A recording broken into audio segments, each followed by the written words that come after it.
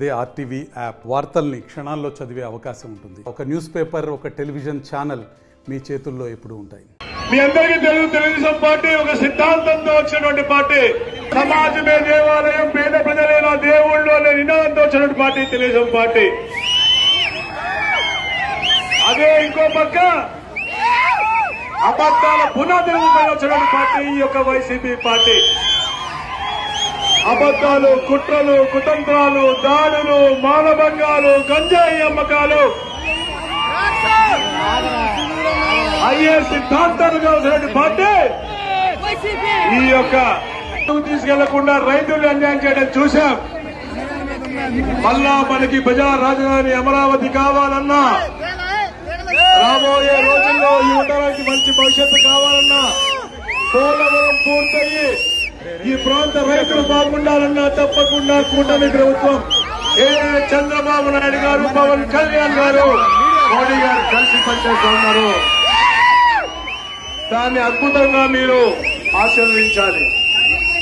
పవన్ కళ్యాణ్ గారు ఎప్పుడైనా తెలుగుదేశం పార్టీ ఇబ్బందుల్లో ఉందో నేను అండగా ఉంటాను, ఈ రాష్ట్రానికి అండగా ఉంటాను, ఈ పార్టీకి అండగా ఉంటాను, ఈ ప్రజలకు అండగా ఉంటాను.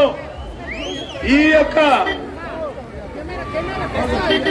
యాంటీ ఇన్కంబెన్సీ ఓటు అంటే ప్రభుత్వ వ్యతిరేక ఓటు ఒక్కటి కూడా చీల్చే అవకాశం ఇవ్వను. తప్పకుండా కూటమి ఏర్పాటుకి మోడీ గారు కూడా ఒప్పించి ఒక అద్భుత పరిపాలన భవిష్యత్తులో ఇస్తానని సంకల్పంతో పనిచేసిన గొప్ప వ్యక్తి పవన్ కళ్యాణ్. ఈ రోజున ఈ కూటమి అభ్యర్థులు ఎక్కడి నుంచినా కూడా పెద్ద ఎత్తున మీరందరూ కూడా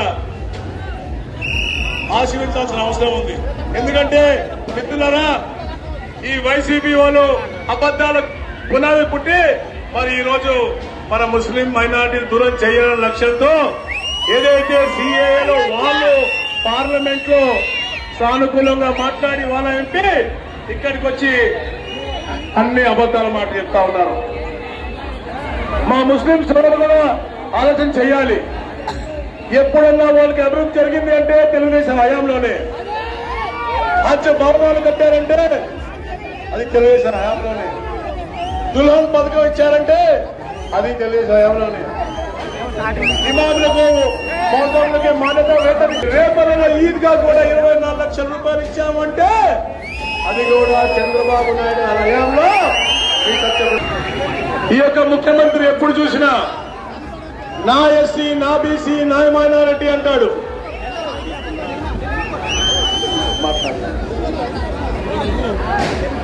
ఈ యొక్క 5 సంవత్సరాల పరిపాలనలో ఎంతో మంది దళితుల్ని హతమార్చిన ప్రభుత్వం ఈ సైకో ముఖ్యమంత్రిది.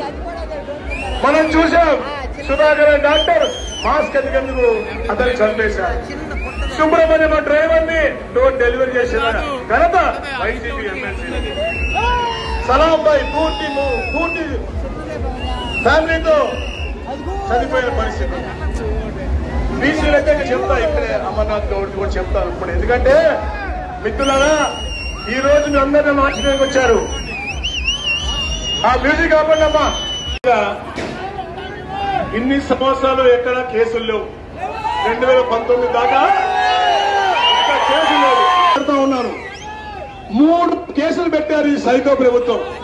ఆ కేసులు ఏంటయ్యా అంటే, ఒకటే ఈదుపల్లిలో మా కాపు నాయకుడు ఆళ్ల చౌదరి ఇంట్లో దొంగ సారాయి పెట్టి తప్పుడు కేసు పెడితే నేను మా మహిళా మతలందరం కలిసి అక్కడ ధర్నాలు చేస్తే అదొక కేసు అంట.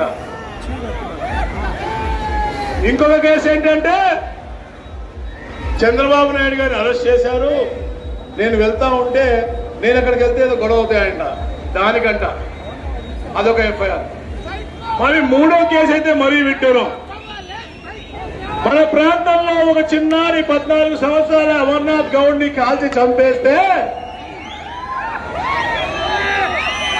కులాలు, మతాలు అతీతంగా, ప్రాంతాల అతీతంగా అందరూ కూడా సంఘీభావం చెప్పి చెరువుపల్లి సెంటర్ లో ధర్నా చేసి ఆ కుటుంబానికి న్యాయం చేసే దిశగా ఈ ప్రభుత్వం దిగి వచ్చేదాకా పోరాడిన వ్యక్తులు మనమైతే మన మీద కేసులు పెట్టిన ఘనత ఈ యొక్క దొంగ వైసీపీ పరిపాలన గుర్తుపెట్టుకోవాలి. నన్ను ఈ కుటుంబ సభ్యుడిని ఎప్పుడు కూడా రేపటిలో ఎలాంటి అవాంఛనీయ సంఘటన జరగకుండా ఉండాలి అని తపన పడి కష్టం చేసే వ్యక్తిని. మరికొందరు అంటారు, నేను వ్యక్తిగతంగా ఎప్పుడు మాట్లాడడం ఇష్టపడిన కానీ కొందరు అంటారు ఎప్పుడో వస్తారు ఎప్పుడో 365 రోజులు కుటుంబంలో ఎవరో ఒకళ్ళు ఇక్కడ ఉండి ఎక్కడ కూడా ఈ ప్రాంతంలో పేద ప్రజలు అనాథగా చనిపోకూడదు, ఇబ్బంది పడుతూ హాస్పిటల్లో ఉండకూడదు, ఎక్కడ కూడా ప్రకృతి వైపరీత్యం వచ్చినా ముందు తెలుగుదేశం కుటుంబం ఉండాలి అని చెప్పి లక్ష్యంతో పనిచేసిన కుటుంబం ఉన్నది. వారు కూడా బ్రహ్మాండంగా హైదరాబాద్ రూపకల్పన అద్భుతంగా పనిచేసేటువంటి వ్యక్తి. వారికి కూడా ఇంకో ఓటు 2 ఓట్లు కూడా సైకిల్ కు వేసి అఖండ విజయంతో మమ్మల్ని ఆశీర్వదించండి. తప్పకుండా రాబోయే రోజుల్లో ఈ ప్రాంత అభివృద్ధి మొత్తం కూడా ఈ తుమ్మల లాంటివన్నీ డబుల్ రోడ్ అవ్వచ్చు, లిఫ్ట్ ఇరిగేషన్ అవ్వచ్చు, ఏ కనెక్టివిటీ రోడ్స్ అన్ని కూడా పూర్తిగా చేస్తాం. ప్రతి శ్మశాన వాటిగా అభివృద్ధి చేస్తాం. పర్సనల్ ఎజెండాతో పర్సనల్ మేనిఫెస్టోతో ముందుకు వస్తామని చెప్పి తెలియజేసుకుంటూ